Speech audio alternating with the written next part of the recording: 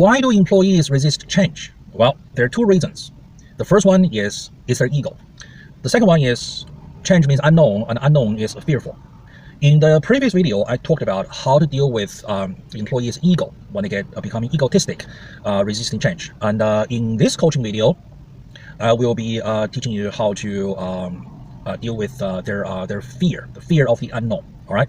So change means going into the unknown, and it's only human nature to feel fear toward the unknown, and we like the familiar and we don't like the unfamiliar. This is why in a lot of the old European mythology stories, it's about the forest, the dark forest. You go into the forest and it's scary. Okay, and human nature is the way it is, and there's no point fighting against human nature. There's no point complaining about human nature.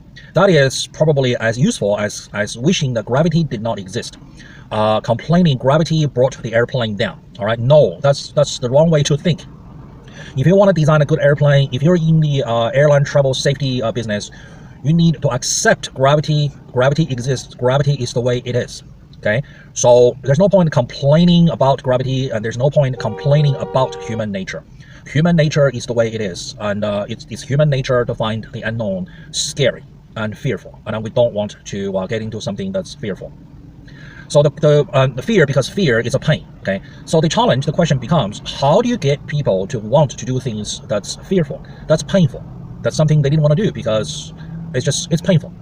All right, here's the thing. Okay, everything we do as a living creature, when I say living creature, I mean human, people, cats and dogs, horses and cows, everybody and everything. All right, everything we do as a living creature, we do it for either one of two reasons.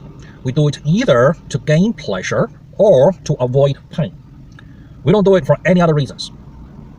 Why do you think hamburgers is so delicious, and eating healthy and drink water as opposed to drinking sugary soda is so much harder? Yeah, that's why.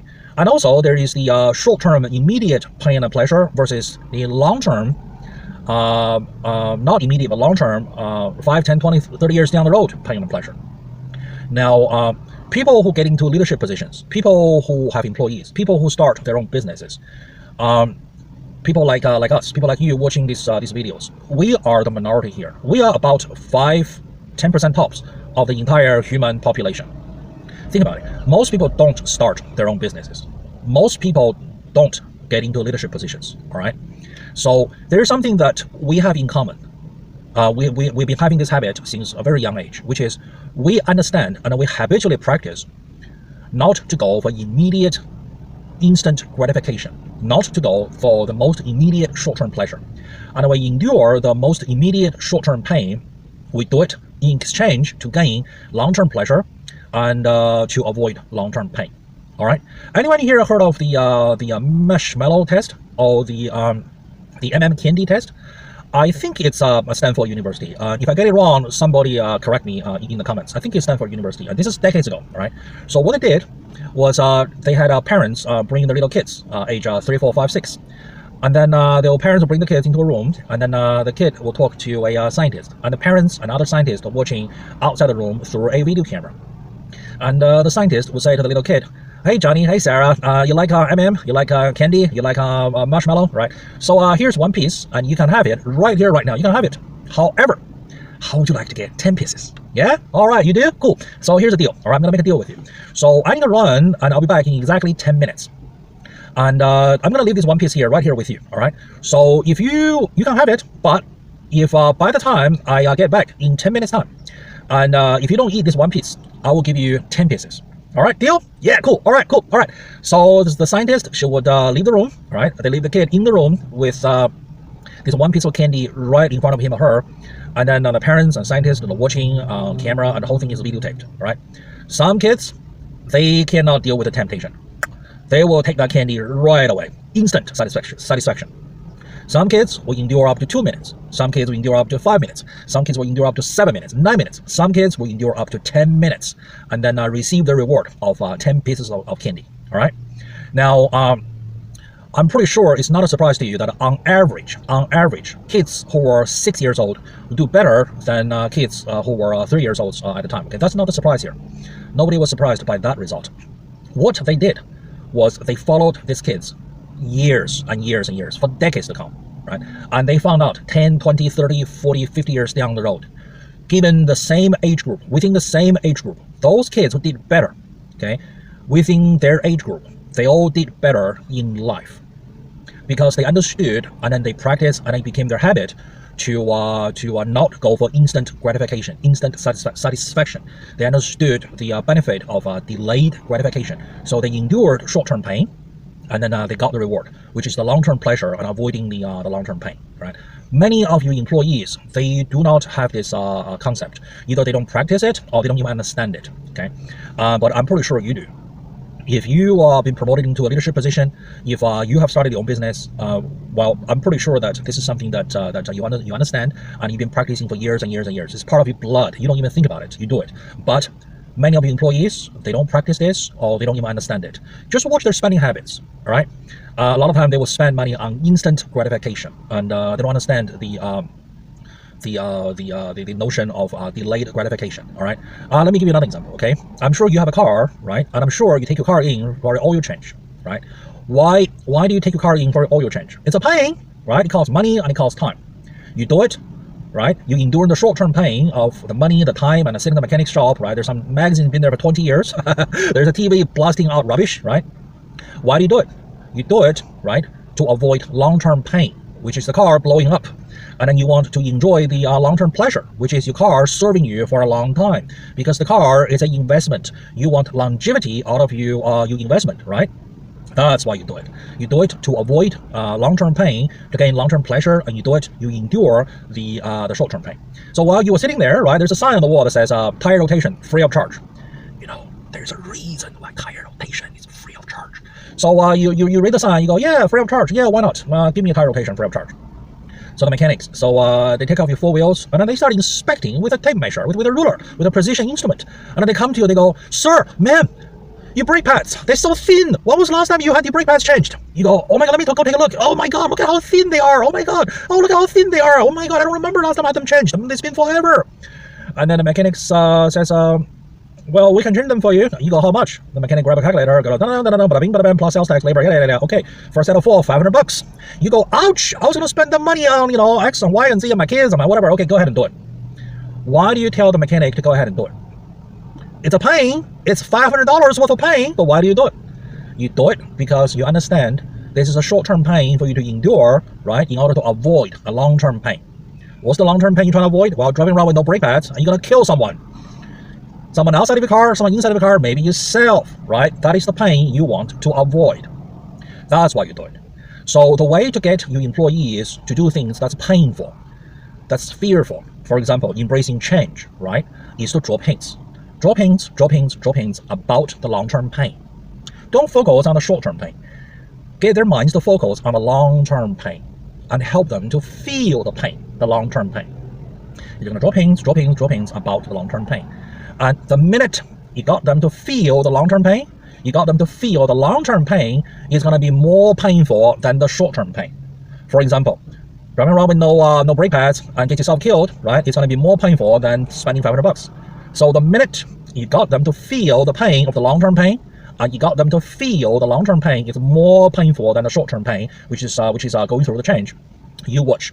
They are self-motivated. They have their own reasons. They will get off the chair and they will go do it for their own reasons because they want to avoid the long-term pain. Okay, that's how you get employees to embrace and go through painful changes, to do things that's painful, things they don't want to do. And also, there's one more thing. So you drop hints about the long-term pain, right? But you yourself, you are never the person who is dishing out the long-term pain. It's always something else, someone else, higher power, right? Not yourself, right? For example, the mechanic who brought your attention to the brake pads, right? Is he going to be the person who's going to be killing you down the road when you drive around with no brake pads? No. The mechanic, he presented himself as your best friend, right? I brought this painful future possibility to your awareness. Me, the mechanic, I'm here to help you. No. I'm not doing this for $500. I'm here to help you. I'm your best friend. It's not me who's going to be killing you down the road when you drive around with no brake pads, right? It's Isaac Newton. It's Sir Isaac Newton. Laws of physics, laws of motion, right? That's what's going to be killing you. That's who's going to be killing you. It's a higher power. Laws of physics, right? The mechanic, he doesn't create the laws of physics, right? So back in your situation, right? It's customers, right? It's regulation. It's politicians passing a law. It's HR rules. It's other team members. It's upper management. It's company policy. It's never you, the manager, you personally, you individually. It's not you, me, the manager. I personally do not like it. No. It's not you. All right. It's higher power. Higher power, like for example, Santa Claus. Okay, let me ask you this. All right. Why is it? What is the practical reason why parents are promoting Santa Claus to their little kiddies? What is the practical purpose? The practical reason is Santa Claus is an effective parenting tool, right? It's for children's behavior, right? So they are good. Have you been naughty? Have you been good? Have you been naughty or have you been good? Or maybe you have been naughty. You know what happens when you're being naughty, right? Santa Claus will or Santa Claus won't. Right? It's not parents, it's not mommy and daddy not happy with you. It's Santa Claus. It's higher power, right? I had a student in my leadership seminar, and he said, "Oh, check out my two kids. My older boy has figured out, number one, there is no Santa Claus. Number two, he's in on the game with me, using Santa Claus on his little brother. All right, little bro, if you do, right, Santa Claus will, and if you don't, you're being naughty, then Santa Claus will not." That is a very smart kid, all right? So, is Santa Claus for real? Oh, of course, right? This is why we all believe in Santa Claus, right? Santa Claus is not fake, right? Santa Claus is not a grandpa who needs a bit of cash, right? He's either driving for Uber or working as a Santa Claus in the shopping mall, right? No, Santa Claus is for real, right? You better believe it. If you don't, Santa Claus won't, all right? So that's why parents tell the little kids about Santa Claus. It's an effective parenting tool to help them to grow up. It's a parenting tool, right? So on the surface, you might think, oh, Santa Claus, what a lying bastard, cheating and lying to little children. No, if you scratch the surface, you're going to realize Santa Claus is the most honorable profession in America because they're helping parents, right? Besides, it's hard work. Picking up little kiddies, having them sit on your laps and take a photo and smile, do it 100 times an hour, right? It's hard work. So respect Santa Claus. Santa Claus is for real, right? And you're going to tell little kids about Santa Claus. And also, the joke has it, there are the following stages to a man's life. During the first stage, he believes in Santa Claus. And then during the second stage, he no longer believes in Santa Claus. And then moving along to the third stage, he is Santa Claus. Actually, I know a gentleman in business. He has a Santa Claus business. Every year, he would hire and fire lots and lots of Santa Clauses. So there's actually a fourth stage, which is you are a manager of Santa Clauses. So think about it. Those four stages, right, represent your career advancement, your career development as a leader. Okay? You need coaching? Just send me an email. And your employees are actually waiting for you to coach them. So it is now the 21st century, right? Almost everybody is a knowledge worker, and all the employees out there are craving for more knowledge, more insights, and more wisdom. And you, as the leader, it is extremely important. It is essential that you develop your coaching skills so you can become more effective at helping your employees to grow. When you help them to grow, essentially, you just create loyalty from deep down inside of them to feel loyal toward you the person, not necessarily the corporation, but you the boss, you the individual person. All right, so it's a major part of your job to develop your coaching skills in the 21st century. And don't forget to subscribe and also hit the like button, and also share this video and all my videos with your family, your good friends, your good colleagues, managers of other departments, and people you know in business, people you are fighting together in the trenches, people you are growing together with, learning together with, learning from each other. Let's face it, okay, do you think your life will get easier if you are the only person improving? No, your life does not get easier if you are the only person improving. Your life will only get more and more difficult. Why? Because the people around you, they don't understand your latest thinking, what you just learned recently, and what you're doing. And they will start going against you, and they will bring you down, they will drag you down. You don't want that to happen to you.